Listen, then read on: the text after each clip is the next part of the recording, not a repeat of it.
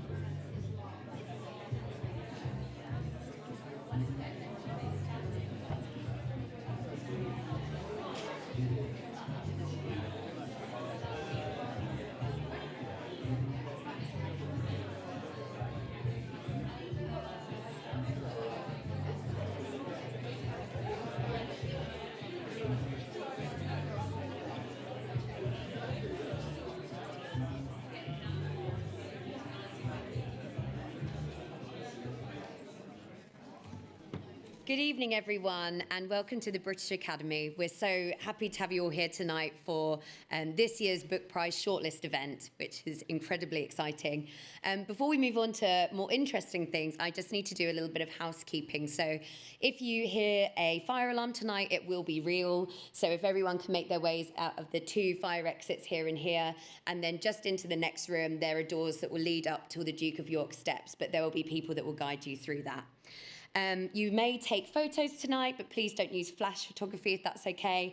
Videos are also fine, but we just ask you to keep your phones on silent so that we can enjoy the event. Sorry about this. But we'll leave the video of the British Academy to go. Thank you so much.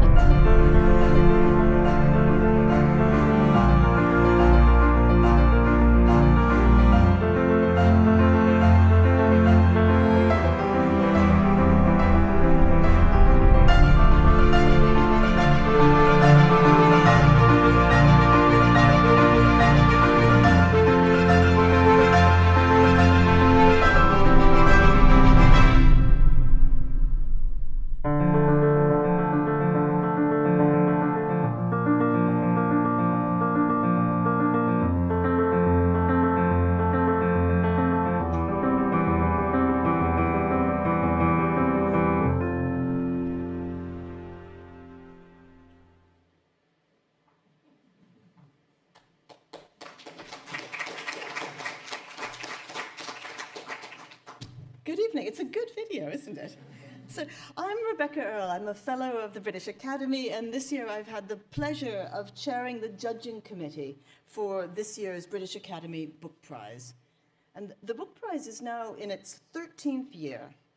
It's worth £25,000. It's awarded annually by the British Academy, which, as you will have known already and you will have grasped from the video that we've just seen, is the UK's National Academy for the Humanities and Social Sciences. And the prize celebrates works of non-fiction grounded in imaginative, high-quality research, which are at the same time accessible and engaging to read, which is no easy feat. Shortlisted books must inspire curiosity. Readers should come away with them not simply with new insights into familiar questions, but perhaps also asking new questions and learning things that they did not even imagine were there to be learned. At a time when the humanities and social sciences are increasingly coming under threat, this year's shortlist is wide and varied, demonstrating the continued importance of our disciplines, the humanities and social sciences, and helping us understand and also improve the world we live in. The stories you'll hear tonight range from the dysfunctionalities of a global system ostensibly concerned with women's health to miscalculated attempts by Western countries to fix African economies, even to the lost sounds of musical instruments only recently unearthed in the archaeological record.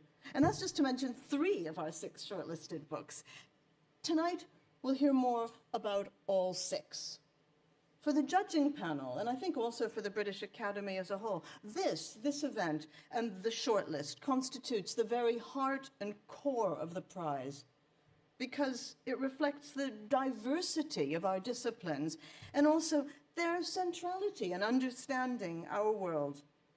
So the shortlist is something that really encapsulates the qualities that the British Academy tries to champion in its work overall. We'll be declaring the winner tomorrow evening.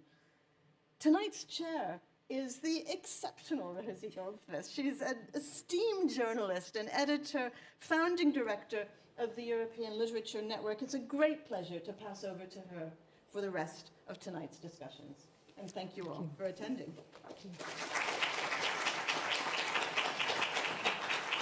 Thank you so much to Rebecca. It's always a mutual admiration society when I come here. I'm always so happy to be at the British Academy. It's a great honour to chair this shortlist prize. And I hasten to add, by the way, I don't know who the winner is. So I actually get to enjoy everybody equally, and I really do. By this stage, everybody's done all the work, they've read all the books, and I just get to enjoy the 6 books. So welcome to everyone, welcome to everybody in the audience, welcome to people online as well. And tonight's event, as Rebecca says, is a chance for us to celebrate all the authors shortlisted for the 2025 prize. We have 6 books and 6 authors, but we only, in speech marks, have 4 authors with us in person. Apologies from William Dalrymple, who is in China. It's a good excuse, but it happens with all these prizes, of course. When it's a global prize like this, you're bound to have time difference issues. And somebody traveling normally. And Sunil as well. Sunil Amrith is with us. You can see hopefully his lovely, cheerful face. He's live. He's alive and with us and online in the USA. Now, all 6 authors are nevertheless with us in every other way in the topics we discuss and in our congratulations on reaching this incredibly impressive shortlist. Now, over the next hour, I'm going to introduce you to each author and each book individually.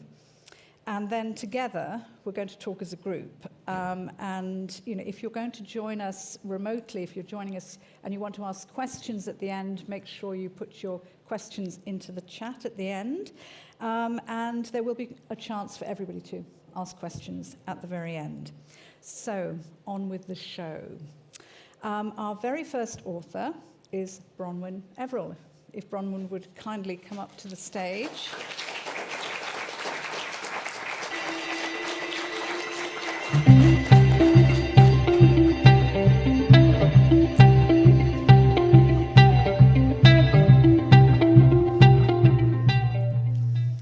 Now, this is something that we're really proud of this year. Everybody has a theme tune and a theme colour. So, Bronwen, I think as the very first author, you need to explain what your theme tune is. And the colour is to match the cover of the book, I think. Yeah. That's right. The theme tune. It's a collaboration between different composers, singers, songwriters, based here, so Mumford & Sons, famously a British band, and 2 from South Africa. So the song is called Wona, and the idea was that it was an equal collaboration, which is very much something that the book is advocating for. So I would recommend checking out Wona.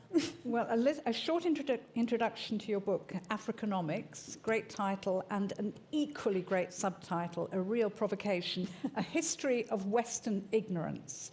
Bronwen's an historian, originally from the US. You've lived in the UK, I think, and you were director of the Centre of African Studies at the University of Cambridge.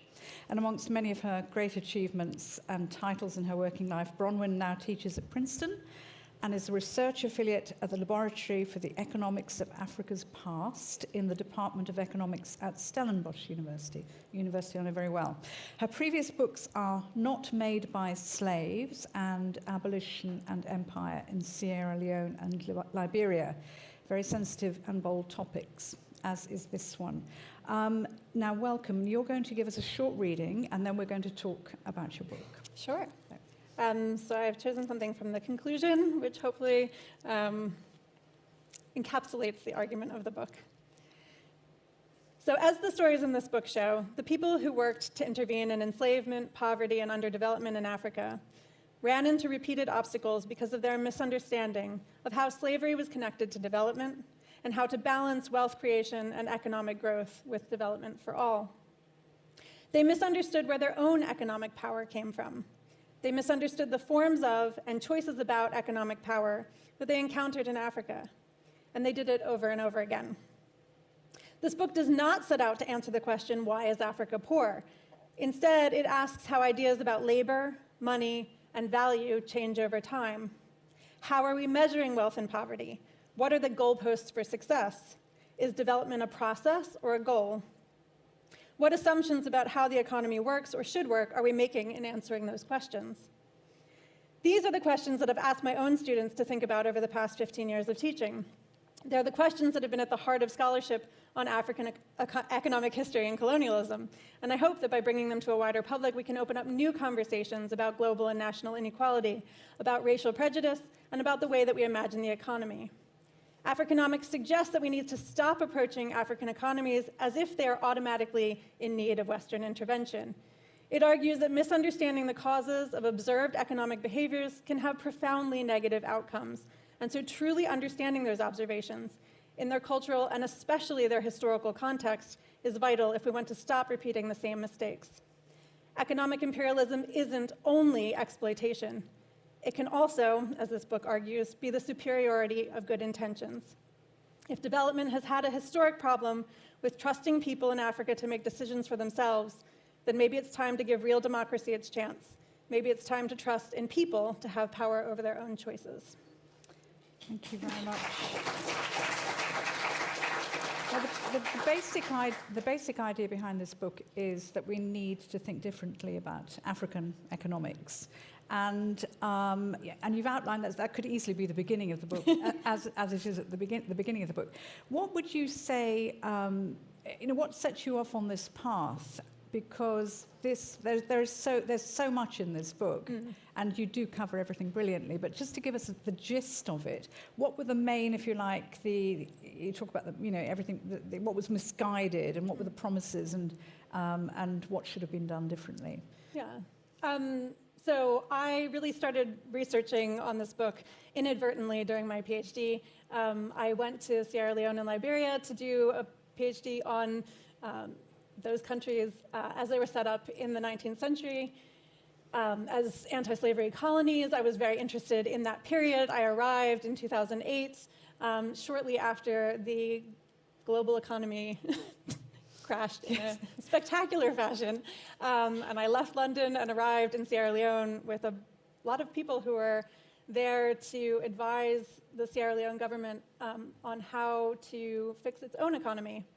And I found that very interesting. And I wasn't there to talk about that at all or to think about that at all. It was just happening in the background while I was doing research about the 19th century. But the longer I worked on the 19th century in Africa, particularly in Sierra Leone and Liberia, but as my research expanded, I looked at other countries as well.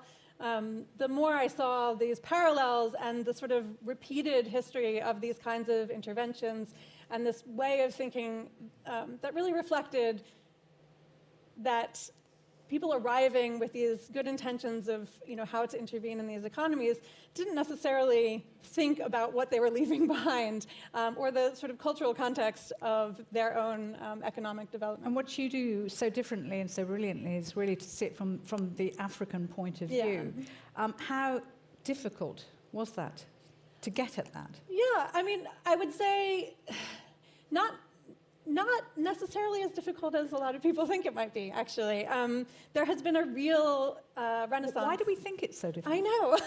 I think there's been a real renaissance in African economic history over the past 15 years, and there's really excellent research being done on very specific topics in African economic history. I think, there is a pipeline problem of getting that kind of research out to a wider audience. That's being done in Africa.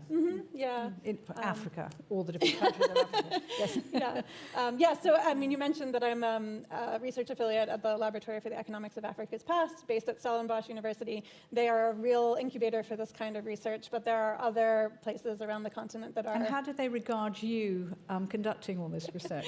They're very friendly about it. I think, there is a lot of history there, and I think for the people who are living and working in Africa, this is part of their history. I think the problem is that a lot of the interventions are coming from places where that history is just not part of the education, it's not part of the discourse. We hear about the slave trade, we hear about imperialism, we don't necessarily see all the other things that are going on. And so the book really is focused on, how moral economy is working in these places, how their ideas about, the function of the economy, about, what is good for their local economies are happening from the ground up. You're turning a lot of previous ideas on their head, which is absolutely as it should be. And you say ignorance, you use this word ignorance right at the beginning. So, I mean, what has the reaction been from the West? Because these are pretty major discoveries you're making. Yeah, I think it's come at an interesting time because I think that there has been a big shift towards understanding some of the trickier consequences of aid on the continent. And I think, unfortunately, some of that has been captured. That approach has been wrapped up in other kinds of national politics. And so it comes at a really interesting moment from that perspective. You talk about how the West has failed, and you give a lot of detail of that. How has Africa failed? I think that has been catalogued in great detail by a lot of authors, and I think there are, plenty of examples of things going wrong over the years. I think what the book is trying to illustrate is that a lot of the things that we document as failures are actually the sort of responses, the natural responses to the kinds of incentives that the West has offered in the previous generation.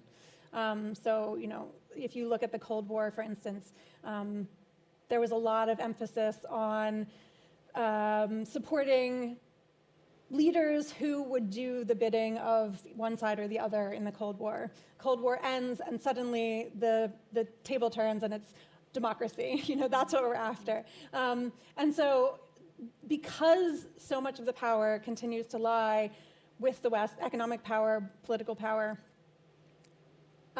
there is constantly a sort of backfooting of, I think, a lot of the leadership.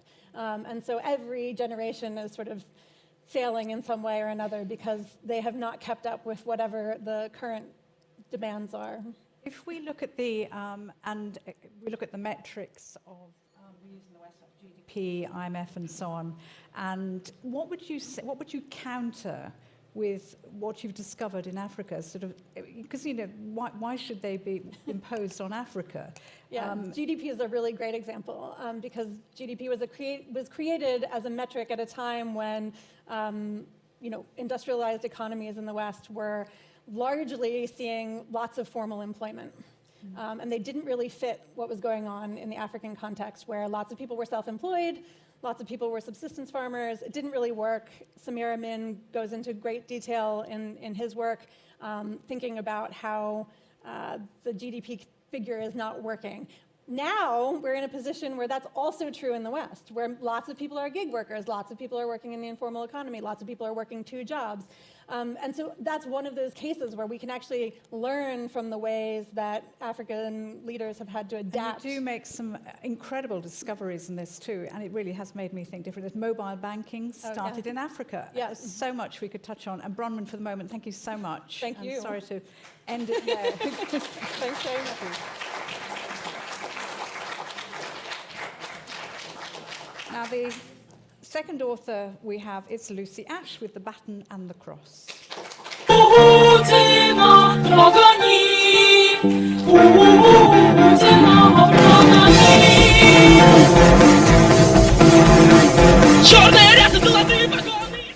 Very happy to see you, Lucy, and many of you in the audience will know why. Lucy and I spent many years working together at the BBC.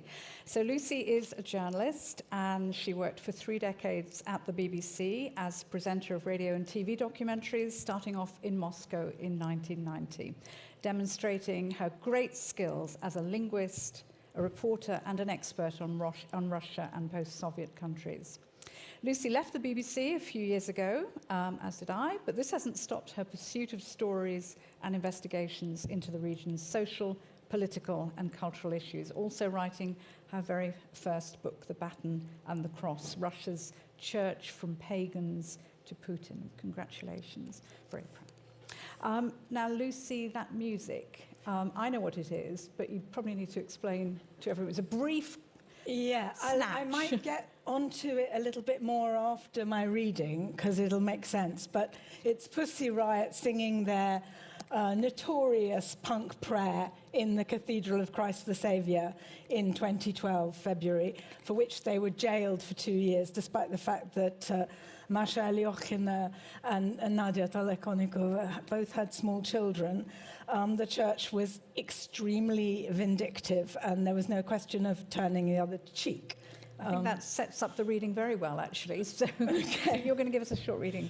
I'm going to give you a short reading from the beginning of my chapter on culture wars, which is the penultimate chapter in my book before I get on to the war in Ukraine. Andrei Tkachov, a married archpriest and father of 4, is not a man to mince his words. He once told a group of Orthodox young men how to avoid being henpecked by their future wives. You need to break the woman over your knee, knock off her horns, bend her over, rub her face, stuff her into a washing machine. Do not allow her to wear makeup. It's the pornographic paint of modern civilization. Any man who cannot break a woman's will is not a real man. He should avoid marriage and become a monk instead.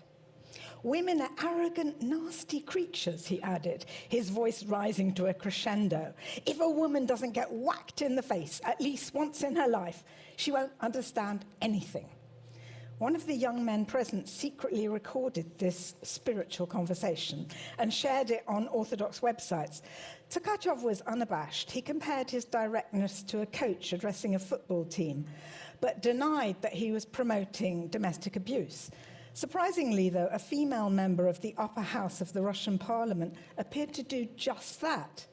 Yelena Mizulina told a group of reporters that wives were usually to blame for the rudeness, absence of tenderness and respect in families. We women are weak creatures and don't take offense even when we're hit, she said. A man beating his wife is less offensive than when a man is humiliated. Mizulina and Tkachov made these remarks in 2016, but they seemed inspired by a famous text written 5 centuries earlier. Domostroi, domestic order, is a set of guidelines for a harmonious household compiled by Silvestre, a priest who took Ivan the Terrible's confession. Filled with quotations from the Bible, it portrays a world in which women lead subservient and secluded lives. Alongside advice about how to knead dough or pickle cabbage, the book advocates hitting children to save their souls. I think I'll leave it there. Sharp intake of breath. I mean, and there's a lot of that in there. But I mean, the brilliant thing is you actually go through the whole of history and prove that what is happening now has been happening for a very long time. You put it all into the context. So basically the story behind this book is that the Russian Orthodox Church has shown survival skills over a millennium and exercised both enormous religious and political influence.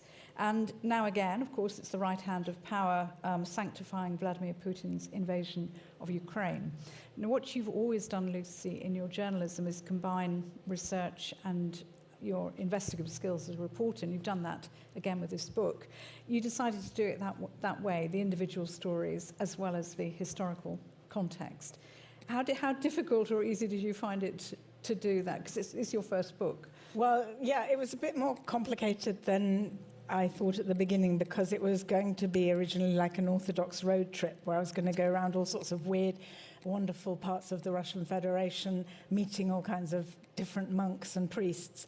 And then the war happened, and that obviously wasn't going to be possible. So I had to draw on the research that I had done before. I last was in Russia in October of 2021, so about 4 months before the full-scale invasion. But I mean, like many people, I wanted to know how it could be possible that the spiritual leader of the country, the biggest faith, the Russian Orthodox Church, could be calling this unprovoked invasion of a neighboring country a holy war.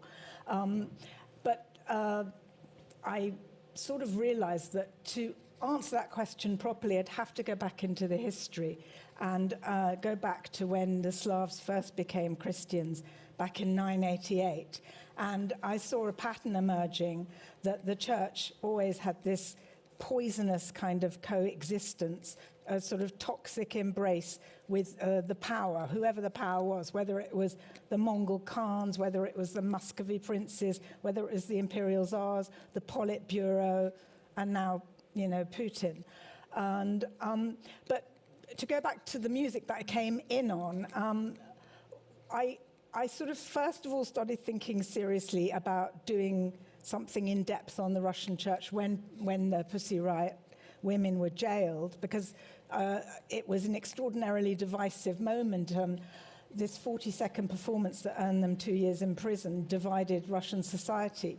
Some of my friends were saying they didn't understand it as a political protest at all. They just said, well, why did they have to go into a church and offend believers? They didn't realize that the whole point was they were criticizing the fact that Patriarch Kirill a few weeks earlier had described Putin's leadership as a miracle from God.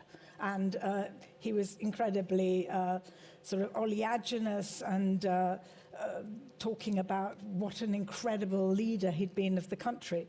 So I got interested in them, and then I was making a film about domestic violence. And what really shocked me is the way the church behaved when an MP was trying to push through some kind of legislation against violent partners, restraining orders. And the church lobbied so hard to stop this from happening. They said it was going to be the genocide of the Russian family if violent men were not allowed back into their homes. And now I see that in a way it was a sort of first step in the war, because as the MP who now lives abroad in the US told me, the church's opposition wasn't just ideological. It was also sort of part of the whole systemic approach to conditioning Russian society to accept egregious acts of violence and to almost reframe violence as a state virtue. Sort of that is how you show your manliness, that's how you show that you are a good citizen. And we're seeing this played out in the most tragic way now with this war. How would you describe Putin's reliance on the traditions and symbols of church? I mean, does he profess to be a religious man? He certainly does profess to be a religious man. And maybe in his head he is a religious man. His actions are not that of a Christian in any way that we would understand it when you're talking about, trying to make the world a fairer, better place and respecting and loving your neighbour. Yes, the understatement of the evening. So, but I mean, it's something he came to fairly late in life. He didn't sort of show that much interest when he was in Dresden, for example, or when he was working for the mayor of St. Petersburg, Anatoly Sobchak. It was a little bit later on when he went to the church that's right next to the Lubyanka, the home of the Russian security services. He was taken there by an oligarch who's also living abroad now. He sort of learned the ropes, learned how to cross himself and how to hold a candle in church. He says that he was baptized secretly by his mother and a neighbor. Well, and there's no reason to say that that's wrong, because that was the case with many people in the Soviet times. We have to leave it pretty soon, but I do want to end on Ukraine because it is so important. And, there are two Orthodox churches in Ukraine, as we know, it's the Russian Orthodox and the Ukrainian Orthodox Church. Which is winning? I mean, how much pressure is the Russian Orthodox Church able to put on Ukraine? Just very briefly. Well, in the areas that Russia occupies, the Ukrainian Orthodox Church, formerly known as Moscow Patriarchate, the one that's been in communion with Moscow for 300 years, doesn't exist anymore. It's now just the Russian Orthodox Church, talking about most of Donbass and Crimea. It's a much more complicated picture in the rest of Ukraine. And this is something that people in the Kremlin, Lavrov and Putin and others, have been trying to weaponize, this idea that the Ukrainian government is persecuting Christians, because there have been instances when priests from the church that was linked to Moscow were found to be making anti-Ukrainian statements in their sermons and occasionally even passing information about Ukrainian army positions to the enemy. I feel that sometimes the Ukrainian security services have been a bit heavy-handed in their approach. But the message that's going to Capitol Hill, which really is quite concerning, is if you listen to people like Marjorie Taylor Greene, she's going around saying that Zelensky's government is killing Christians. But there's no mention at all about all the churches that have been blown up and destroyed, the 67 clerics that have been murdered by Russian forces in Ukraine. So, it's a painful picture because some people want to stay with the church that they were brought up in. We must end it there. But Lucy, congratulations so much. Thank you very, very much.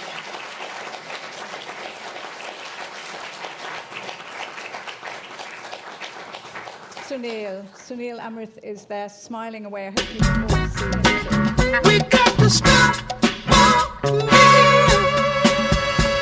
from mixing up the lane. Sunil, you won't be able to bounce up onto the stage, unfortunately, but you can bounce across the screen. Now, you're in the US, and I know that you're going to give us a reading as well, too, from The Burning Earth, an environmental history of the last 500 years, and then we'll talk about it after that. Thank you.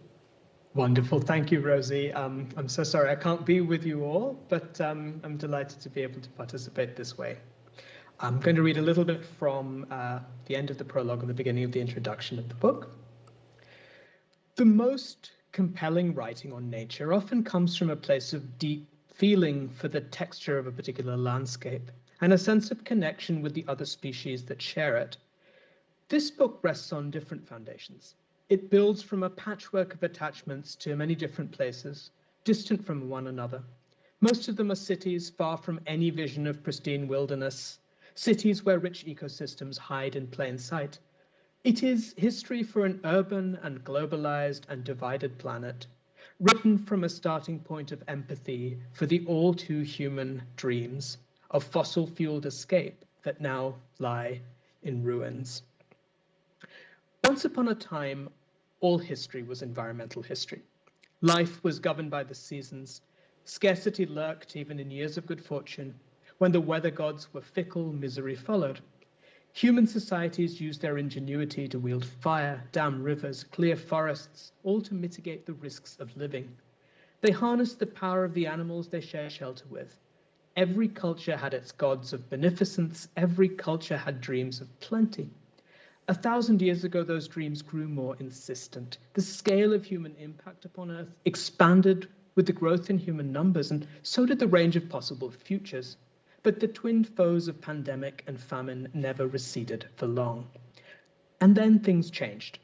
The most privileged and powerful slice of humanity began to believe that the human battle against nature could be won. They believed that natural limits no longer hindered their quest for wealth and power. They believed that their ready access to the millennia-old energy embedded in fossil fuels made them invincible.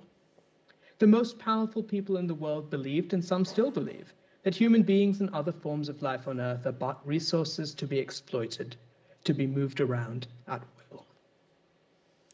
Thank you, Sunil. Thank you very much. Give me a round of applause. And a short introduction to you, Sunil. And Sunil is Professor of History and Professor in the School of the Environment at Yale University, and he grew up in Singapore and lives in Connecticut. He's the recipient of multiple awards, including a MacArthur Genius Fellowship. I've always wanted to meet a genius. Sadly, you're online. But he's also won the 2024 Fukuoka Prize for Outstanding Achievements in the field of Asian Studies. His latest book is about the crisis, as you've been hearing, crisis of planet Earth, the climate crisis, the burning Earth. And basically, this book is, as far as I understand it, it's the historical perspectives of the climate crisis and the impact of humans on the environment and vice versa. I'm amazed that this book hasn't been written before, and I think it is an amazing book. Can you tell us why you chose? You're actually an urban city dweller. You grew up in Singapore. You didn't grow up in the countryside. You didn't grow up living in trees or, sort of tree houses and writing, sort of poetry. You are very much the opposite of the kind of person I would think who would write about the environment. So tell us about it. How did you come to write this book? I suppose that's both the paradox and the sort of angle that I bring to this. I didn't grow up, not only did I grow up in a incredibly urbanized environment. I grow up with no real feeling of connection with the natural world. And if you'd asked me as a teenager what I thought were the most burning issues, I was not unaware of environmental concerns in the 1990s, but I would probably have ranked them fairly low on my list of things I cared about. I cared about human rights. I cared about social justice. And for a long time, I would have seen environmental concerns as perhaps secondary to all of those things. And I think my own journey of realizing that those questions are absolutely linked is what brought me to write this book. Do you blame humanity, or are you putting humanity in the context of the environment? Or are you saying that the environment and nature should always be equal, regarded equally to humanity? I think blame is probably the wrong word. And in fact, that's a perspective I think I tried to steer away from. I hope it's a book that's written with empathy for the kinds of constraints and decisions and dilemmas that human communities around the world have faced that might well have led them to take actions that have turned out to be environmentally self-destructive. And I think that really more than anything else, I'm interested in this book in unintended consequences. If I ask the question, what has brought us to this point of the climate crisis? I think there's one part of the answer is greed, the greed of perhaps a minority. But some of it is good intentions, really important liberatory projects in the 20th century, for example, to extend people's lifespans, to bring more choices to people around the world. And now we can see that some of those changes have led us to a point of great risk. But I wouldn't see blame as necessarily my main intention here. And I think it is really the last of the things you said that I think we always need to see human beings in relation to the rest of nature. And the question maybe is, how did we ever forget that? If you ask anyone in the room, do you think our well-being as human beings, as human communities, depends on the clean air and water and the health of the forests? And most people would say yes, but we've actually built our political and economic systems as if that were not true. You give the example of certain countries where you think they've actually got the balance right. And I'm thinking of Ecuador in this particular instance, which you say is, obviously they've got it enshrined in law that nature, their environment, their country is equal, has equal rights to the humans who inhabit it. Can you give us a few other examples? I think Bangladesh was another one, which is really, really positive examples these are too. Ecuador is very interesting because I used Ecuador as an example because it's the first country that I know of where written into the constitution, after 200 years of global constitution writing, the Ecuadorian constitution accords rights to nature personified as Pachamama or Mother Nature, if we want to use that term. And that was really new. I think it's more complicated if we ask the question what effects that has had. I think it's more an aspiration and an intention to hold human interests and ecological well-being in balance with one another. In practice, that has not always worked out, even in Ecuador. I use Bangladesh as an example for a different reason. We tend to hear horror stories about Bangladesh in relation to the climate crisis. And there's no question that Bangladesh is one of the most vulnerable countries in the world. But I think that's only part of the story, and this actually reminds me of Bronwen's book and the kinds of arguments that Bronwen is making, because in some ways, Bangladesh is presented as a place that needs outsiders to go and rescue Bangladesh from the climate crisis. And I think the point that I make is, in fact, if you look at the reduction in loss of life from cyclones, which are only growing more intensive, what Bangladesh has achieved in the last 20 or 30 years is absolutely remarkable. The cyclones on a scale that would have taken 500,000 lives 30 years ago now have a death toll in the tens or the hundreds. And this is because of very unglamorous things. It's because of cyclone shelters. It's because of local grassroots activism. It's about making cyclone shelters hospitable to women, but also to domestic animals so that families are not reluctant to evacuate when they need to. I'm really grateful that we actually are mentioning some positive stories too, because all these books, of course, are, they outline the stories and the difficulties, but they also give some, wonderful positive outcomes and solutions, if you like. And the other thing I wanted to actually congratulate you on also is this incredibly brilliant description you give of the mobilization of people during war times. And it's a really major form of migration too. And I had never seen it in that context before. This has such a major environmental impact. So maybe that's something just quickly tell us a little bit about in your research into that. That was the part of the argument that I hadn't anticipated. I thought I'd put both of the world wars into one larger chapter with many other things. I ended up writing one chapter about each of them, about 80 pages of the book. And I thought of the First and Second World War as events that we know quite well, that have been extensively written about, many, many brilliant books. But there was an interesting environmental perspective on the two world wars, and I really did come to see them as moments of profound escalation in both the technological capacity to cause environmental change and indeed environmental destruction, but also a lot of the new ideas and the uprooting and the upheavals of human communities that came from those, I think, had lasting consequences, which very much shaped the second half of the 20th century when the climate crisis becomes visible and manifest. You also speak about a tipping point. How urgent is this tipping point? I mean, are we in it? Is it about to happen? You know, when does this all become, if you like, when does it go beyond history?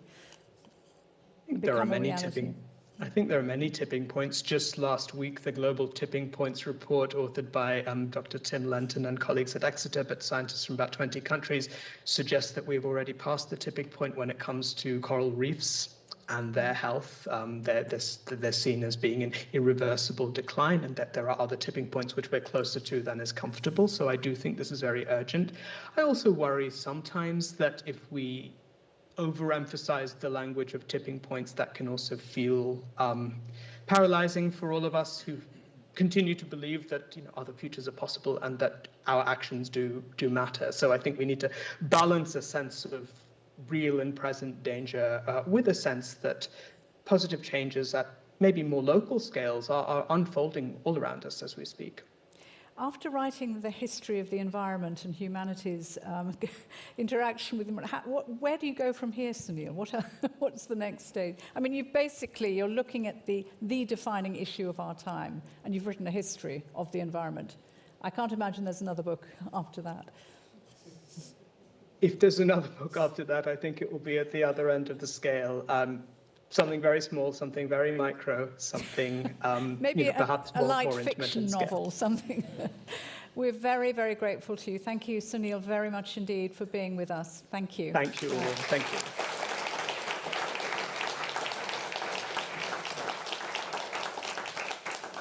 And now I'd like to welcome Sophie Harman onto the stage. And Sophie's going to talk. She is going to talk about Sick of It. Through my bad fortune, off the top of a tall building, I'd rather done it with... Sophie actually looks like her picture. There you go. Very nice. So you do.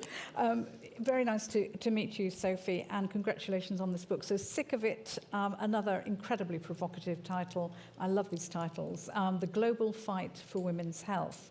Now, Sophie is Professor of International Politics at Queen Mary University of London, teaches and researches on global health, African agency in international relations, feminist political economy, and she's published 8 books and has worked for over 15 years on global health politics.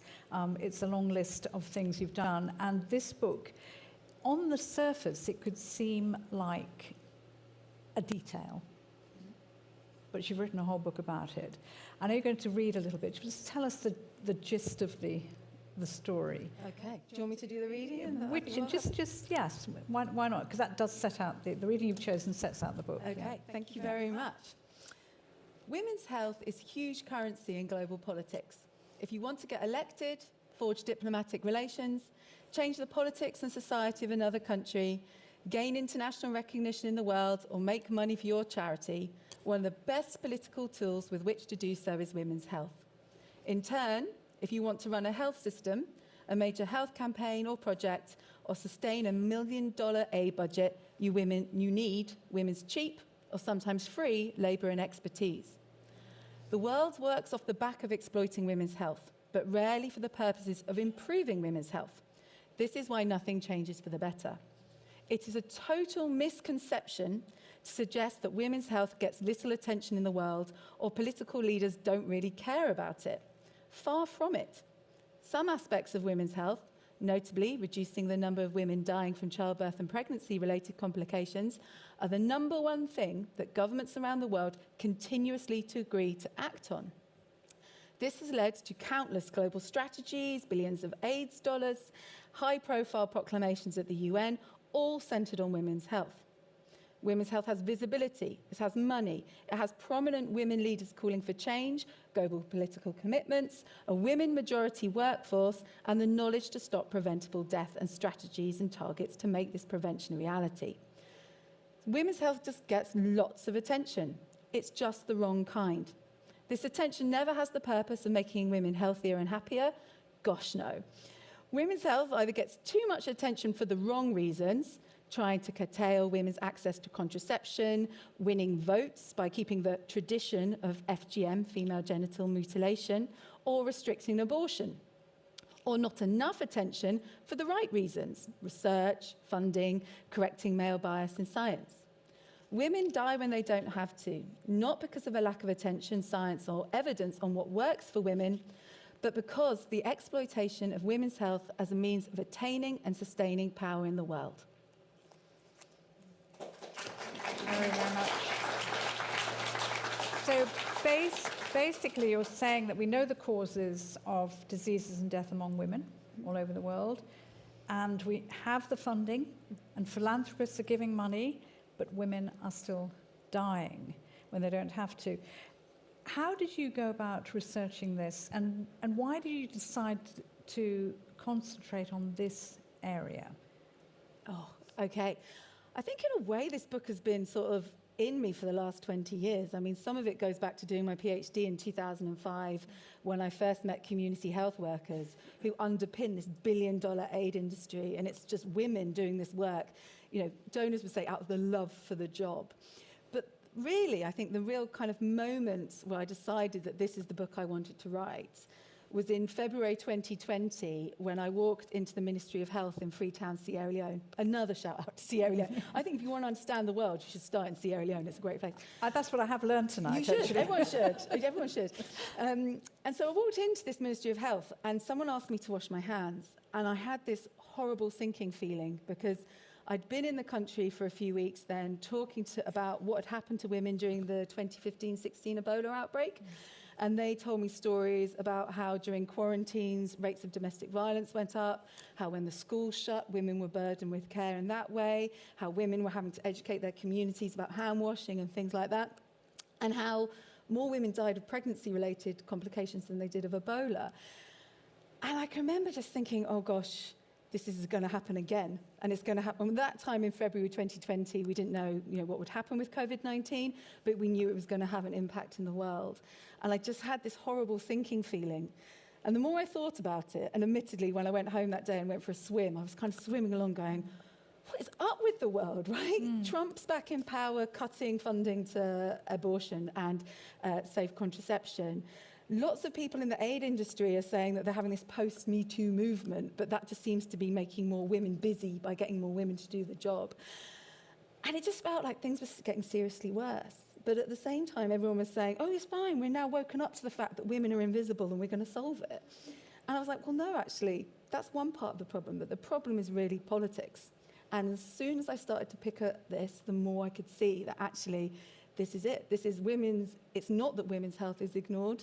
It's actually that it's a huge tool of political currency in the world. You call it a kind of branding, political branding. It's as though women are being used, and that's the trauma victims and so on are being used for political ends. Can you tell us a little bit more about some of the stories that you came up with? Yeah, so the book is in sort of two parts. So it looks at how women's health as an issue is exploited to gain power, and also how women in the system themselves are exploited. But on the point of the issue, you can see this in lots of ways. You could see it possibly that this audience is more familiar with in the way that women have to sell their stories about their health to get funding. And, this, I think the tale in the book is of Médecins Sans Frontières, MSF, who I'm a big fan of. I have colleagues that I know who are working in places like Gaza. So hugely respect MSF.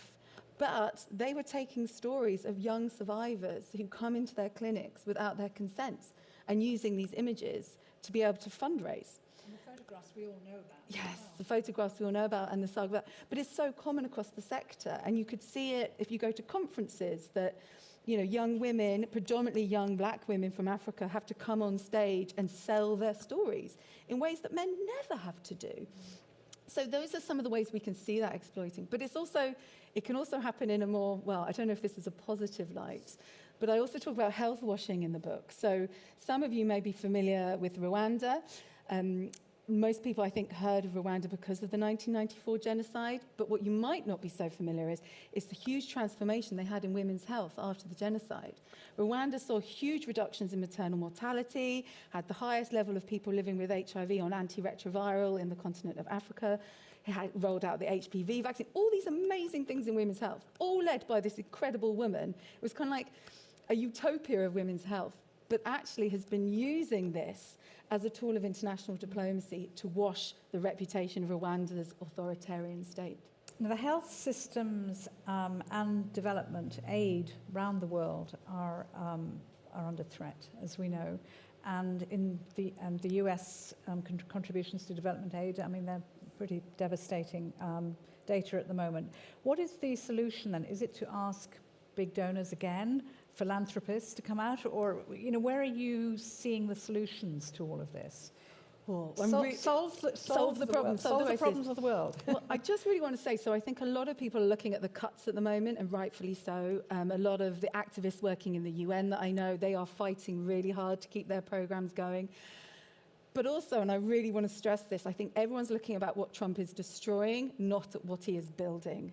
And so what you see now is this new generation of women's health being used to build a new multilateral world order based on women's health. And this is, well, I can go into further detail, but just to say, this is happening at the moment under Project 2025. The solutions that we have, though, I think, is to be very aware of these political dynamics. So, for example, this role that Trump has at the moment, everyone's like, well, it's just aid money, it's health, there's nothing political there. Absolute nonsense. But also, my biggest thing, the biggest solution I have that everyone can take away is never, ever advocate for women's health for anything other than women's health. So don't say you need to invest in women's health because then women are going to boost your GDP, or this is going to make your country more secure from viruses and pandemics. Absolutely not. That undermines women's health, and it's part of the problem that I explore in the book. Do women know that? Do women know that? Or women? Well, the women you talk about, I mean, in the book, you know, you talk about this being something that, you know, that women should be treated obviously better than they are being treated. But do women themselves know that they can stick up for their rights and that they can counter these arguments? And 100%. 100%.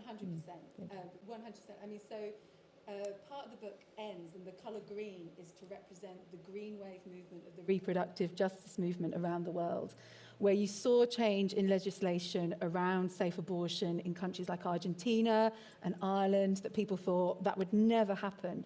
That happened because of social decriminalisation, for women coming out and telling their stories, for normalising what was happening, and activists coming out, and even when they were banned, they would tie green scarves to their rucksacks and things like that. So, oh no, women know. Good. Just checking. Thank you so much, Sophie. Thank you. And congratulations, too. If we're going to say we have a musical interlude now, but we do have music, and I'd be very happy if Graham Lawson would come onto the stage, because he's going to give us some soundtracks.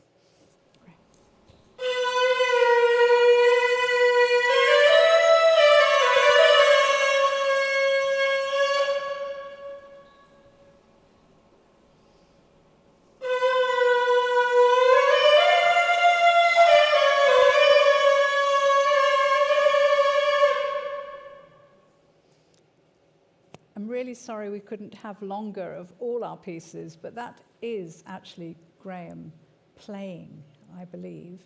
You need to explain what you're actually playing, Graham. That's an accurate replica of a bone pipe from about 27,000 years ago, being played in an acoustic environment. It should really be in a prehistoric cave. It's actually the stairwell outside my lab in Cambridge. But you get the general picture. It's absolutely remarkable, as is this book, Soundtracks Uncovering Our Musical Past. Now, Graham is an archaeologist, musician, historian, and musical detective, which is something I love the sound of, and with a lifelong fascination in excavating music's fossil record. He's held senior research fellowships at Cambridge and the Freie Universität Berlin, and he's pioneered the application of science to music's prehistory and tracing musical continuities and connections across the world. It's really a remarkable achievement. I'm surprised the book is that thin, because you have covered everything. You've gone back to prehistory. How did you get it all into that book, and what is the book about, before you give us your reading? Well, it wasn't originally that thin. But my editors have made it that way. Yes, or demanded that it should be that way.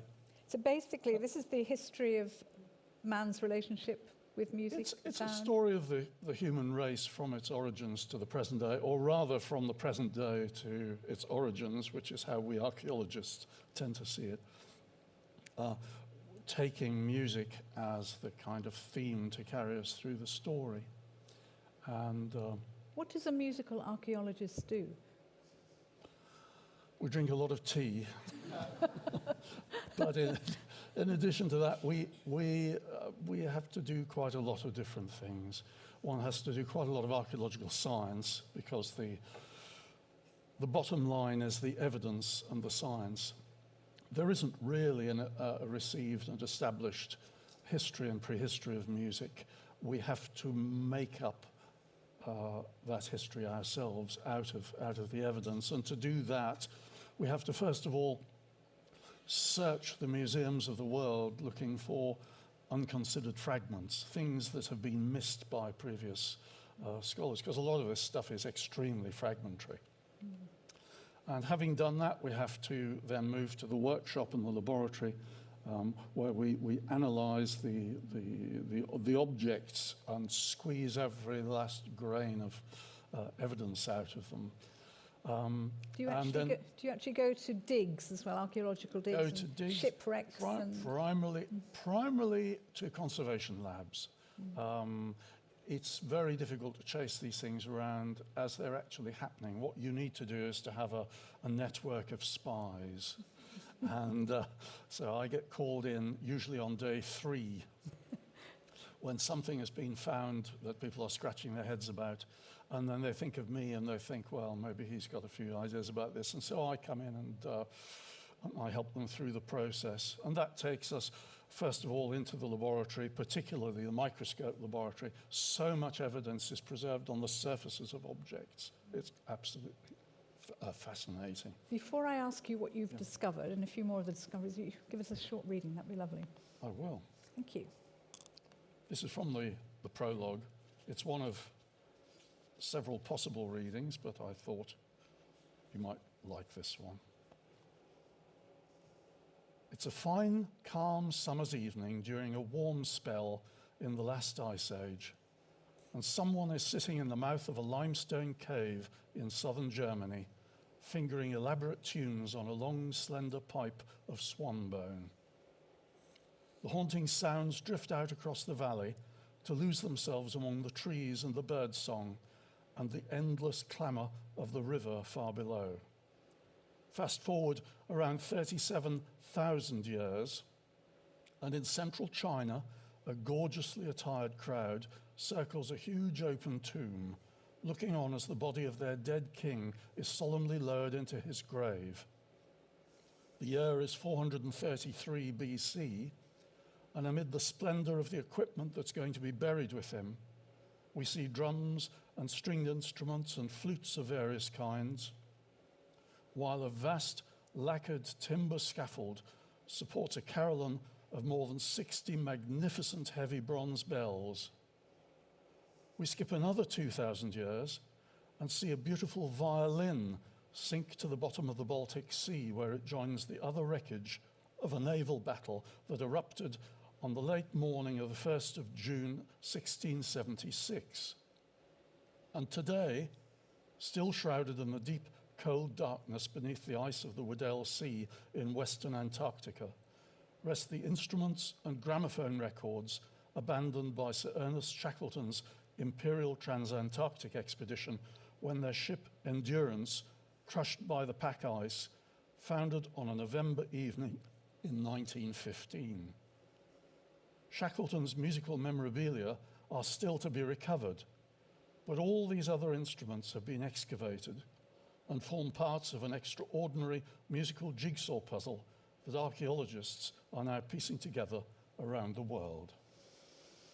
Remarkable. Thank you very much. You mentioned the violin and Antarctica and all these other examples, and I wonder what is the best environment for an instrument or fragments of the instrument to survive? I mean, I know there's always a good peat bog. There's always a good peat bog. But I what just would we do without peat bogs? Absolutely. Latrines are quite good as well.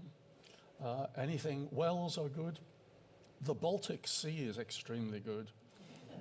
The Baltic Sea, when anything sinks to the bottom of the Baltic Sea, it finds itself in a happy position, which is that the water is too salty for freshwater microbes to flourish in, but also too fresh for saltwater microbes to flourish in. And so wooden objects survive to the extent of complete wooden ships lying on the bottom of the sea in a way that, for instance, in the English Channel would be absolutely impossible. How far back does your history go, your prehistory? When did we start to make music? We just don't know. That's what the book sets out to probe. But the material evidence goes back to around about, currently, I must emphasize currently, around about 40,000. This is a story in progress, isn't it, really? Archaeology is a huge story in progress. And the earliest musical instruments that we have found, which are undeniably musical instruments and capable of playing complex music, date from around about 40,000 years ago, which is in Europe, and these are in Europe as it happens, because that's where we've been looking mainly. That is very close to the arrival of our species in Europe. We've always, I imagine, made sound, and sound and music go together. We must imagine so, and indeed the boundaries between music and other forms of sound making are very fuzzy and are closely related. The relationship, for instance, between musical expression and perception and speech and language perception are presumably very, very closely tied together. And some people, like Steven Pinker, for instance, who famously described music as auditory cheesecake riding on the back, to mix my metaphors, of linguistical development, it could well be that the development of language and speech arose because of aptitudes that we'd previously developed in a more musical context in terms of expressing our emotions in sound.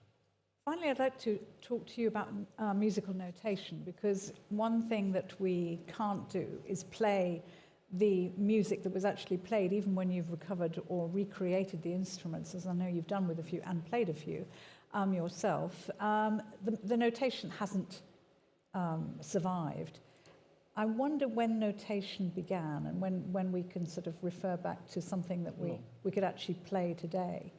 That's a very good question. I would correct you a little bit on that idea that we cannot make music without notation. I don't think that's what you meant, but it's often said without reading the exact music reading the from that exact time. sequences of notes. But these prehistoric pipes that we have preserve a lot of information about the way that people were articulating the notes that instruments could play. And so from them and from microscopic study of the wear around the finger holes on, for instance, the pipe that you just heard from 27,000 years ago, we can get a pretty shrewd idea of the kind of musical range that instruments had and the music thereby. provide really quite a tight framework within which we can then improvise, extemporize melodic and rhythmic musical expression. But to go back to your question about notation. Briefly, we have to. Briefly. Very quick. The earliest evidence that we have currently of musical notation, which is undeniably musical notation, takes us back to around about 2000 BC, around about 4,000 years ago, which is not very far as we archaeologists look. But it goes back. If you say so. But we have notations on pipes, including the one that you just heard. We don't know what they're notating, but we don't yet know, but they are certainly notating something. And it is conceivable that it's music that is being notated. It's a remarkable achievement. Graham Lawson, thank you so much for bringing us this book soundtrack. Thank you. Thank you. And finally, before we have a quick discussion with everybody together, I want to, if you like, put William Dalrymple in the spotlight, even though he's unable to be with us. You've all heard of the Silk Road. Well, forget the Silk Road. We're going to talk about the Golden Road and the ancient India, how ancient India transformed the world. Now, William Dalrymple, as you know, is recognised as one of Britain's greatest living historians. He's a great communicator and writer on history too. He's the best-selling author of White Mughals, The Last Mughal, Return of the King, and these are all winners of major prizes. He's the co-host also of a wonderful podcast called Empire with Anita Anand. Now, he's presented lots of radio and TV. He writes regularly for newspapers and magazines, as you know. He's had visiting fellowships and many awards. He was also presented in 2018 with the prestigious President's Medal by the British Academy for his outstanding literary achievement and for co-founding the Jaipur Literature Festival. Now, William is a born storyteller. He's written books for a long time that appeal to everyone and also to academics. So here's a short film now of William Dalrymple reading from his shortlisted book, The Golden Road, How Ancient India Transformed the World. Hello, my name is William Dalrymple, and I've been shortlisted for my book, The Golden Road, How Ancient India Transformed the World. I'm filming this in the British Academy, but I'm afraid you will, when you get to see this, I will be far from here in Hong Kong, and it'll be 3 in the morning for me. So I've opted to do a pre-recording, so forgive me for not joining you this evening. I'm going to read a passage from The Golden Road, which describes the murals at Ajanta, which are probably my favourite artworks in the world. And so this is a bit of a sort of fanboy passage about how beautiful they are. Nowhere does the world of the Buddha come more dramatically to life than in Ajanta, the earliest surviving expression of Buddhism in paint. The murals take us to an ancient world so astonishingly lifelike that even today, even in reproduction, the images of the Buddha's life can still make you gasp as you find yourself eyeball to eyeball with a watching monk who may have attended one of the early councils who gave shape to the Buddhist faith, or with an Indian warrior who may have fought one of the battles over his relics. So faithfully lifelike and realistic are the faces of the people depicted, so direct are their expressions that you feel that these have to be portraits of real individuals, glowing still with the flame of eternal life. There is none of the idealization or otherworldliness you see in later images of the bodhisattvas. Instead, there is something deeply hypnotic about the soundless stare of these silent, often uncertain early Buddhist faces. Their fleeting expressions are frozen, startled, as if suddenly surprised by the king of Varanasi's decision to loose his arrow, or the nobility of a great elephant breaking through the trees. The most disconcerting thing about the people in these murals is that they appear so very familiar. 2,000 years after they were painted, these faces convey with penetrating immediacy the character of the different sitters. the alert guard, the king caught up in the excitement of the hunt, the obedient son fetching water.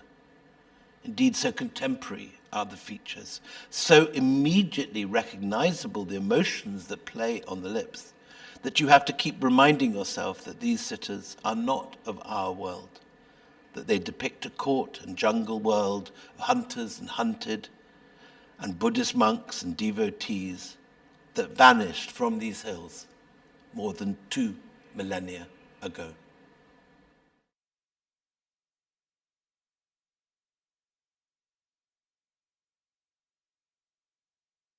Congratulations also to William Dalrymple on being shortlisted.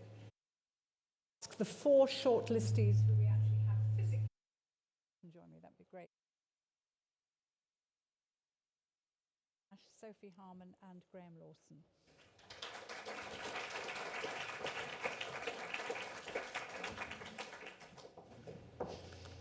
Congratulations again. Can't join us for this discussion. 3 women, 3 men. I think that's the first in this particular prize, but that's also rather wonderful. Now, all your books are historical. They're grand, brilliant, sweeping histories. They're also about changing perspectives and changing our minds about the topic you've chosen. How did you do that? Why did you want to do that, and how did you do it? How difficult was it, I suppose, too? Bronwen, I haven't spoken to you for at least half an hour. Let's start with you. Yeah, I mean, for me, I was increasingly facing a disjuncture between the kinds of things that people were talking about at conferences in African economic history, at meetings and discussions, my students, and the kinds of perceptions that a lot of my students arrived with, and that I saw more generally in the public discourse about Africa, and the gap was growing over time rather than shrinking, and so for me, the sort of real pressure for the book was actually,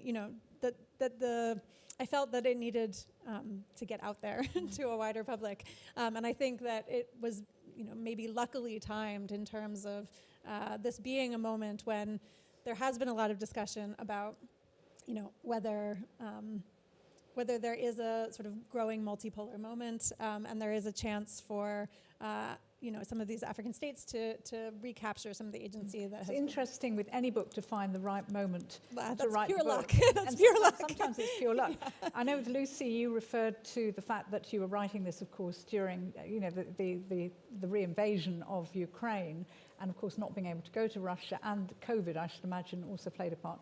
But so how did you even begin to tackle this? Well, yeah, COVID did play a bit of a part on my last trip, and I couldn't really tell whether people were saying they couldn't meet me because there was an increasing atmosphere of fear and people not wanting to be talking to foreigners, especially Westerners, and to what extent it was actually COVID. But I decided that this was a really important window into what was happening in Russia. And you felt the urgency of the zeitgeist. I did, because I've loved Russia all my life.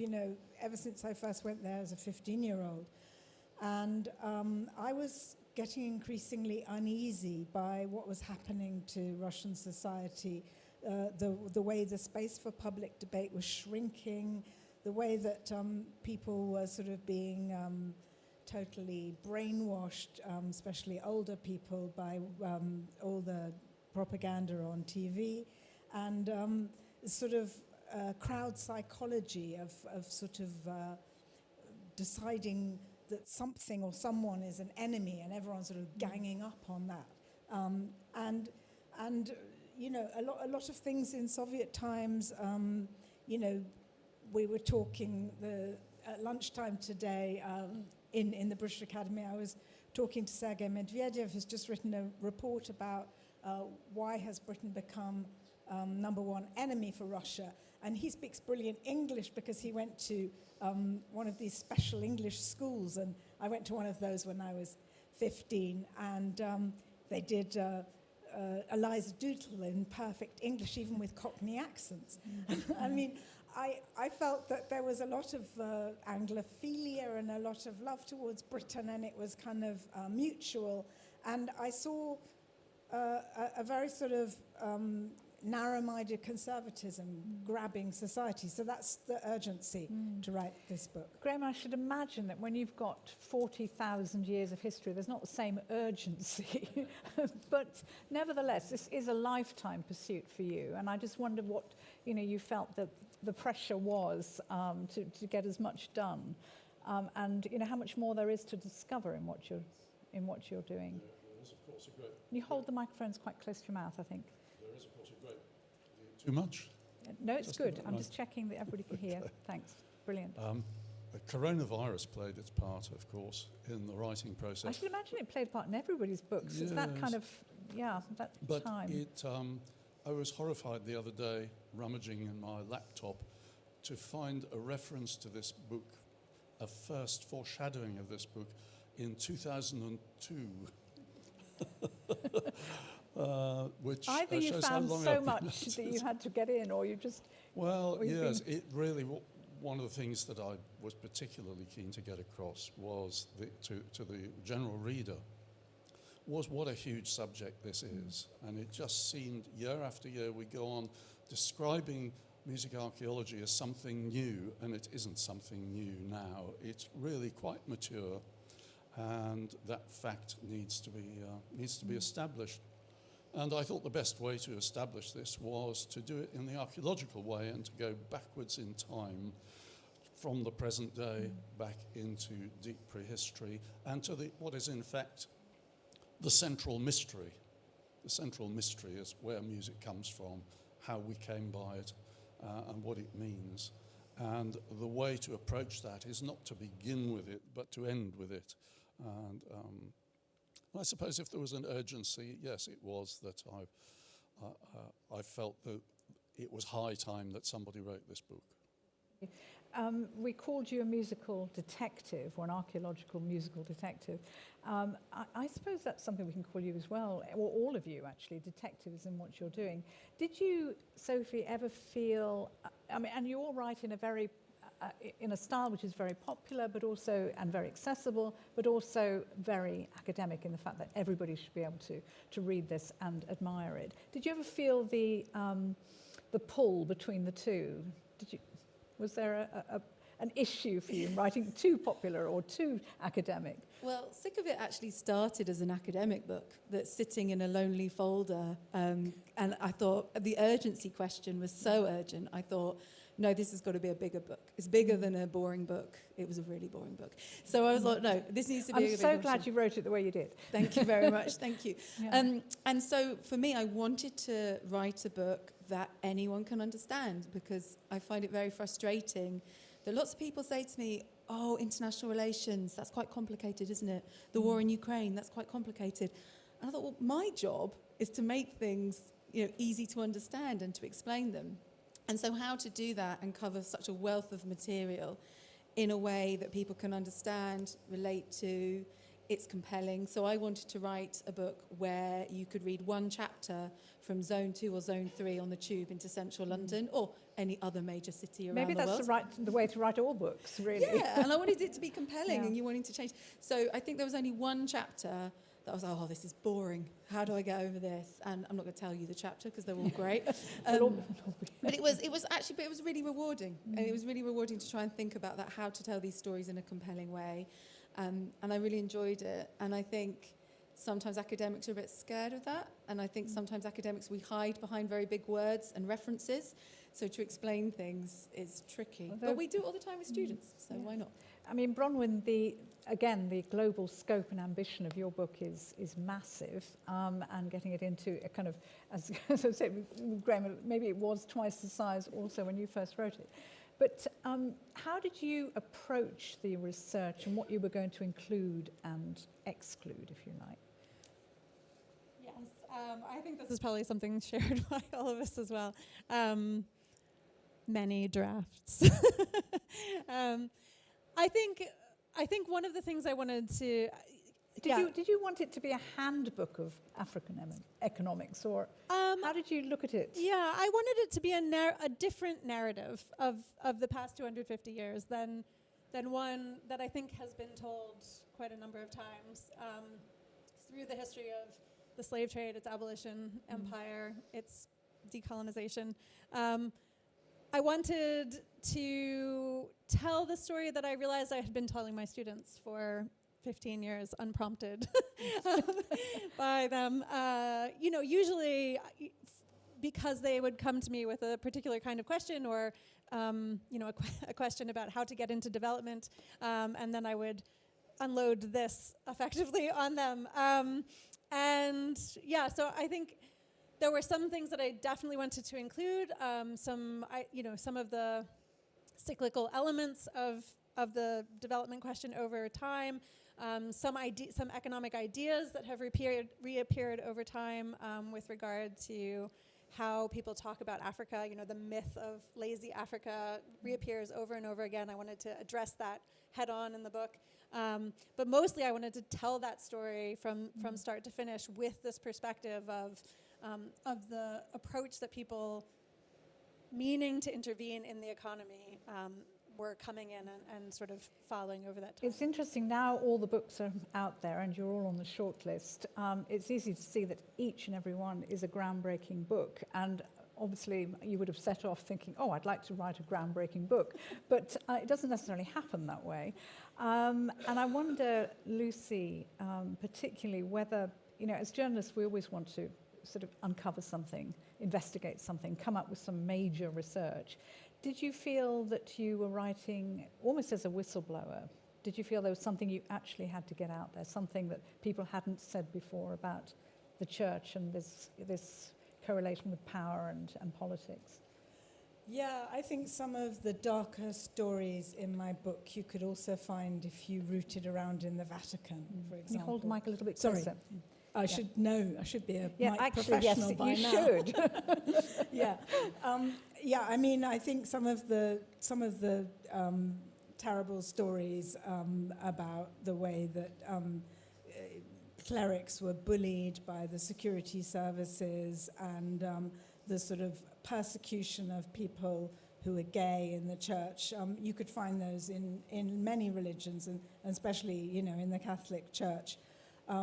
But I think it was exciting for me in a way to do history, because I never saw myself as a historian. So I came across all these incredible characters like Sergei Uvarov, who came up with this tripartite slogan, orthodoxy, autocracy, nationhood. And it was like a sort of riposte to the French égalité, fraternité, liberté, liberté, fraternité, égalité. Like we're not going down that path in Russia. We have our own way. And I didn't know about this man before. I hadn't heard about him. And equally, a character at the other end of the 19th century, Konstantin Pobyedonosyev, who basically said only apes and total fools would ever think it was a good idea to give the people a say in how a country should be run. And he was a sort of arch conservative who very much influenced the last Tsar of Russia. So I felt it was an extraordinary adventure for me to kind of go and look at history books and find out about all these old people, because, Do you like being an historian then? Well, I mean, I'm not a historian, but I just kind of have had these little historical snapshots. But it was an exciting ride, if you know what I mean. Now, I want to ask you a question, which I know that we're all very concerned about this, but the British Academy is, as we know, the UK's National Academy for the Humanities and Social Sciences. And many of the disciplines in the Academy championed, but also covered in your books, are under threat from AI and funding cuts, misinformation, propaganda. There's a very long list. And how concerned are you, and how can you encourage more people to engage with these problems? Now, this is a nice, big British Academy question. There's no test here, really. I'm just really curious to find out what you think. I'm going to... Sophie. I think the public does have an appetite for well-researched books and well-researched findings and new ideas. And I think we're right to be concerned about AI and these, post-truth and what is truth. But particularly in Britain, I think there is a thriving culture. I mean, think about In Our Time, I know that was honoured at the British Academy, right? How is that a popular radio? I mean, that's because Britain loves this sort of stuff, right? I think it's a serious concern. I mean, Sick of It was supported by the Leverhulme Trust and the Philip Leverhulme Prize. In my day job, I'm also a research director, and I see the impact that the British Academy has and the Leverhulme Trust has on funding humanities and social science research, and it is fantastic, particularly for early and mid-career researchers. It's transformative. And I think academics are getting better at translating their research, and I think we have a responsibility to translate our research to say what we do, so that we're not just leeches on the tax-paying system, that we actually have a huge contribution to make. So I think academia is changing in that respect, but I also think, particularly here in the UK, you have a large appetite for really good research. And we do like to learn, don't we? Yeah. We're constantly curious. Graham, I mean, you straddle academia and sort of ground research and so on too. How would you regard, or how do you regard AI and all the other threats and, if you like, the need to engage? I'm not so worried about AI at the moment, although I suspect deep down I am. But at a more superficial level, I'm more concerned about music education and the threats to music education. I gave a talk back in February, I think it was a dismal February evening in Cardiff, on an aspect of prehistoric music. And the irony was that just that week, or perhaps a week earlier, they'd announced they were going to close the music department of the university. And as a part graduate of the music department, which was Newcastle in my younger days, I thought this was absolutely tragic. And it's going on, it's not just in the universities, it's going on in schools. The cutback in individual musical instrument teaching, for instance, is something I think we should all be very, very worried about. It's not about learning a musical instrument, it's learning a life skill. And really there's an awful lot to be lost if we lose that. Yeah. Bronwen, what about you? How do you, and did you not think I wouldn't ask you? Yeah, I think it's interesting straddling history and economics, because I see the ways that economics researchers have really embraced AI in ways that I don't see in my history life, and especially not in my teaching, writing life. There's a lot of data processing in economics, which I think incentivizes people to use AI in ways that doesn't necessarily translate to other humanities disciplines, and which has sort of given me a sense of some of the where a lot of the AI optimism is coming from, that side of things, whereas as a historian, on the other hand, I see mostly AI pessimism, and certainly in teaching students, we're constantly trying to figure out what the balance is in terms of warning them off using it as a cheating tool versus trying to prepare them for a work world where employers are encouraging people to use AI as a productivity tool, and to sort of speed up the kinds of summaries and research and things that people are doing.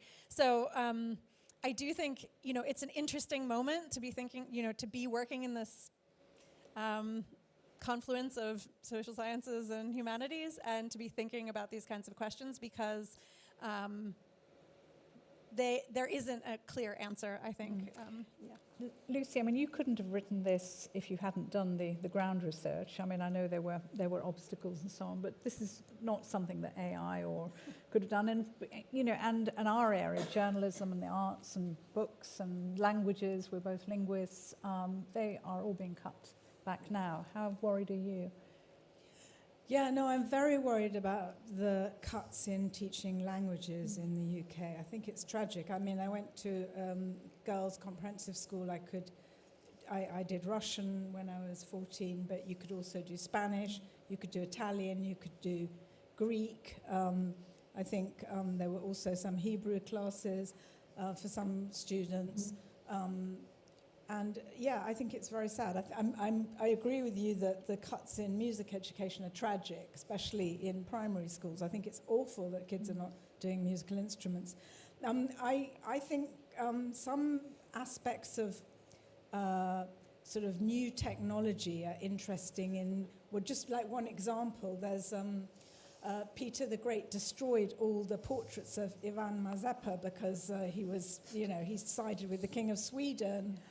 He was sick of his men being used as cannon fodder in the war. So he was basically, Peter the Great ordered all the religious texts in Ukrainian to be destroyed, but he also destroyed all the portraits. And there's been this new work, archaeological work, unearthing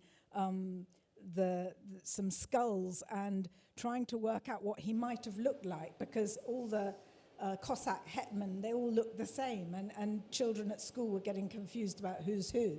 And I spoke to one artist from Ukraine who has sort of made this new portrait of Ivan Mazepa, and I was very excited that she allowed me to reproduce it in the book. So, he had a very aquiline nose. For the moment, thanks very much. And let's bring up the lights, and if you've got any questions in the audience, now is your time to pose them, and we might even have a few online. But I was thinking, wouldn't it be great if all of you sat together and wrote a book together? That would be fun, because I can tell there are lots of overlaps. Has anybody got any questions from the audience? Thank you. We've got a microphone here to ask of any of our 4 contestants here. Thank you very much, and thanks to everybody for their readings tonight and for their books. I've got a question for Bronwen. I wonder how you regard the last 20 years of Chinese investment in Africa, and whether you see that as an intervention in anything like the Western sense. If so, are they making the same mistakes? Are they making their own mistakes, or are they perhaps getting some more things right? The investment from the Chinese in the African economy? Yeah, I think it's been really interesting, and it's a question that I get a lot. You might not be surprised about that. I think one of the ways that it tends to come up is that people sort of recognize what I'm talking about, and then say, but aren't you worried about China? Like, don't we need to do something to prevent Chinese investment?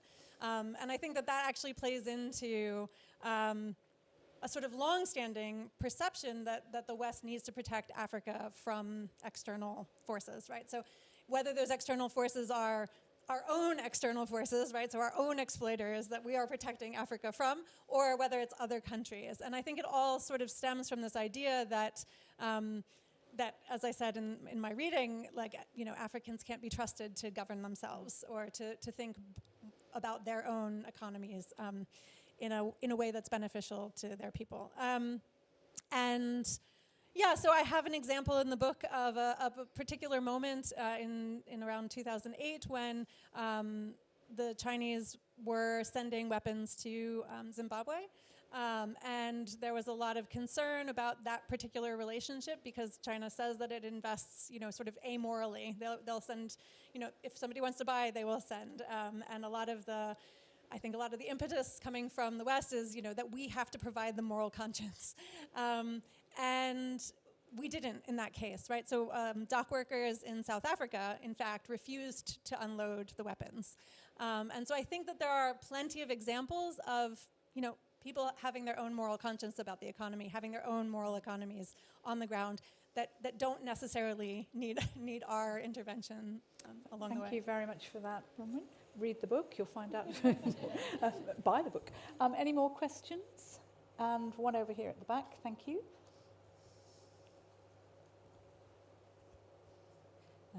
Thank you for the talks. I'm a music lover, so I have a question for Graham. How do you go about studying archaeologically the evolution of singing? Because it's something that, I guess you can study maybe the evolution of lyrics or something like that, but how would you go about doing that? Should we just repeat the question? How could you... How do you go about the archaeological research into singing? Yeah. Yes, okay, thank you. Well, that is a difficult one to do. where to begin. I think one can work around singing. I mean, there's a great deal of iconographical evidence, of pictorial evidence, and also there are quite a lot of texts about ancient music that help us to define what people were doing and how they were doing it. But these texts don't go very far back. I mean, we're talking about maybe 3,000 years at the most, and the images become more and more enigmatic, indeed baffling, the further back you go, beyond that. I think what we try to do in music archaeology is to try to understand how people's musical minds were working from the archaeological evidence of things like trumpets, flutes, and in other words, how they were using their breath to express themselves using instruments, and then use that as a way of a basis for imagining what they were doing with song. But clearly, song would have been something that we humans have had and used since time immemorial, really. And so I think someday perhaps we will come up with some evidence. One of the things that springs to mind is the things that I talk about in the book, the caves of Maros Pankep in Sulawesi. These are limestone karst caves. And in the caves, and we now have radiocarbon dates for the caves, for the cave paintings of around about 45,000 years ago. And at that time, we know that people were using their breath to spray pigment onto the walls of the caves when they were doing their painting. So it was very much a kind of performance that included their voices, or at least their diaphragms and their windpipes and everything. And I suppose we're working around the question. I don't suppose we'll ever get to the actual melodies that people were singing, but I think we can see that they were doing things even at that early age with their breath that wasn't just breathing. I know you play several of the instruments you've discovered. Have we one more question and one more here? Very, very quickly. Gentleman here first and then over there. Thank you. This is for Lucy. The Rwandan example you gave, do you believe that the politician actually planned it that way from day one? So can you repeat the question, please? Do you think that the Rwandan politician, the Rwandan woman politician who you gave as an example, who you said was trying to influence their standing in the world through the women. Thank you. Yeah. Thank you. That's Sophie. Thank you. I don't think that was the original intention. I think a lot of the intention of building women's health after the genocide was actually quite a lot of what Bronwen was talking about. It was like, right, we're going to do this ourselves because the international community let us down, let the genocide happen, sat in the UN Security Council, did nothing, aid doesn't help, we have to lead the way here. And Rwanda's brilliant at that. They're like, this is what we're doing. We're going to use the guilt of the genocide to get some investment, but then it's our way and this is what we want to do. Over time, you could see that certain politicians, particularly involved in the health sector, saw that this was an effective way of keeping aid money coming in and deflecting from the other part of Rwanda's reputation. And you can see this happening, and I detail this in the book, where you have the health minister calling out the Lancet for publishing a book review on a book that said that Kagame is authoritarian and that his opponents have a habit of getting into car accidents. They're coming out and they're saying this, right? And so there is a strategy of deflection happening there, but also part of that strategy is they got all the global health community behind them. So I could never really understand this. I would go to international relations conferences where they're talking about autocratization, Kagame's role in African politics, his authoritarianism, And then you go to a global health conference, they're like, oh, were you in Rwanda last week for the Women Deliver conference? Oh, isn't Rwanda amazing? And there was this complete dissonance that was happening. And you could tell it was very strategic. I also remember being in Tanzania and talking to a Tanzanian health minister who's like, oh, Rwanda. The World Bank keeps sending us to Rwanda to learn what Rwanda is doing. And Rwanda is a small country, and then they just give this kind of silent nod of like, well, you know, right? You know why they're doing it, right? And so I think that's what I wanted to try and talk about in the book, is that actually Rwanda is this amazing success story that over time becomes this tool of diplomacy. Thank you very much. And final question here. Question for Sophie. I just wanted to ask about contraception, because obviously, you know, for women, there's so many side effects. And I guess I know I have to be quick. I guess I just wondered what your thoughts were in terms of the future and like research going into that and like what that looks like on a global scale. So I think just getting the basics of safe contraception, modern contraception that women can choose to have in an informed way in the majority of the world is just not even there. And that's not there particularly in lower middle income countries because of where the aid donors put resources in. So they're like, well, we could talk about modern contraception or just have sex with your husband and that's it. You know, that also rules out a variety of sex that happens in the world. Pointing to your wider question of innovation in contraception, I think that's happening all the time. There's lack of investment in it, as we know. But I think even just getting the basic modern contraception to most women in the world would be my aim. And that we are a long way off from that. And I think coming back to the tech question, in health, there's a lot of tech will save us all, you know. Bill Gates, Melinda French Gates, they're really big into this. And, you know, I love technological innovation. I love my contraceptive pill, not going to lie. But it can't happen unless you get the basics right in most countries as well. I think lots of people talk about tech, but you don't know how you're going to get that into a system where people have understaffed, underpaid health workers in the first place. Of women being getting the information they need to pretty much, you know, what you were talking about. Thank you so much for that.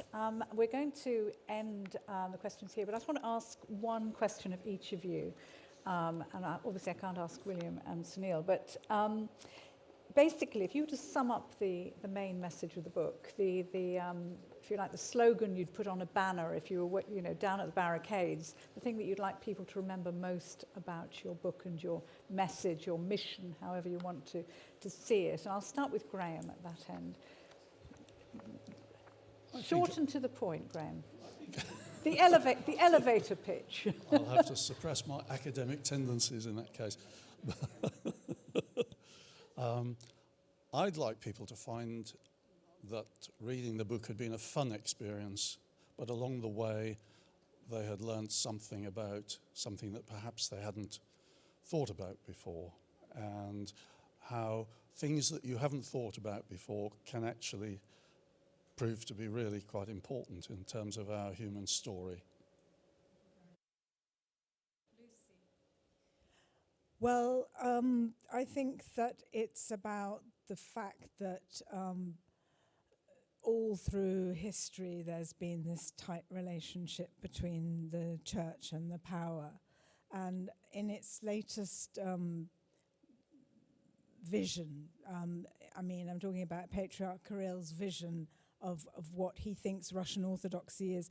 It's sort of hollowed out the content about what it means, I think, to be a Christian. And I'm speaking not as someone, I'm not a follower of any religion, but I feel that there's so much show and so little content that I feel it's disillusioned a lot of people that might have sought refuge and solace in the church, which I feel is a sad thing for Russia and for the wider world.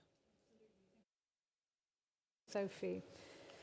If you want to understand how power operates in the world and global politics, you cannot do it without women's health. From modern conflict to development aid to diplomacy, women's health is the centre in which power works in the world. To put it better myself. Bronwen, finally. I guess the takeaway would be the economy is cultural and historical, so question your assumptions about what you mean when you talk about the economy. Fantastic. Thank you, everyone, very much. Thank you to Bronwen, Everill, Lucy Ash, Sophie Harman, and Graham Lawson.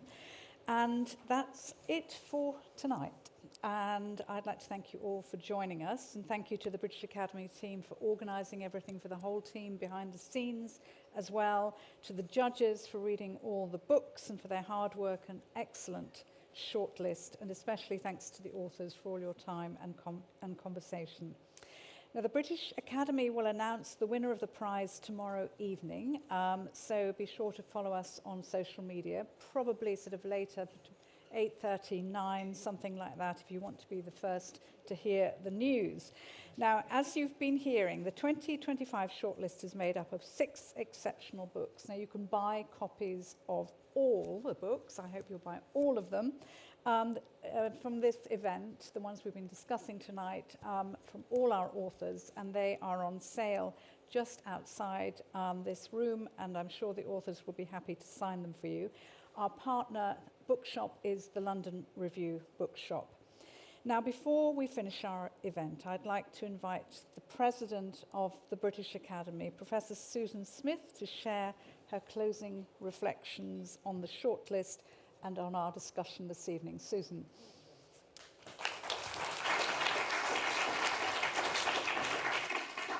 Oh, thank you very much for inviting me to say a few words. And to be honest, I'm not really quite sure where to start, because really, how do you follow this? I'm certainly not going to try and do a roundup or a summary, because these are absolutely critical, important debates that are going to run and run, and we've got lots of time afterwards to continue discussing them. So that's not a very good thing for me to do. I could just share a thought that's been sort of crystallising into my mind over the past few weeks and has absolutely firmly hit me on the head today, which is how very pleased I am that the President of the British Academy doesn't have to sit on the judging panel, because being able to differentiate among these is really well out of my skill set. But I have had the opportunity to read all of these books and also to listen to this discussion tonight. And what I can say is that these books, they are really masterworks in evidence-based storytelling. They are really powerful narratives that take us through facts and truths that we didn't really imagine were there, and which now suddenly we can't imagine the world without. They kind of hold a mirror up to us, I think. I don't think you can read any one of these books and emerge being quite the same person. Something has changed and you really can't go back. And that's true as well of the way you see the world. It's like a looking glass, something shifts and you can't go back. And the world is always a little bit different. And that is the power of this kind of writing to me. And it does something which we want to do as well at the British Academy, which is it really casts light on the essence of what it is to be human. It gives us a sense of the character and the quality, the conduct, the ways of going on that are essentially, quintessentially about human life. They make us think about the future and delve into the past. And there's one other thing that I'll round off with, which is it reminds me of another set of things to get up for in the morning, which is to read these books. We should all set our alarm clocks just that little bit earlier. Get up, don't bother with the news, leave the chatbot alone. Get right into one of these books, because you will not be able to get your hands on the treasure they contain if you don't actually read them. So thank you for that impetus. We look forward to reading much more. And can I just add my thanks to the ones that Rosie gave, to the publishers of the books that have brought the authors forward, and most importantly to our British Academy teams, to the tech teams, the AV, the events teams and the development teams. And thank you to you as well for coming. It's been a fantastic evening. Looking forward to the rest of the conversation. Thank you, Rosie.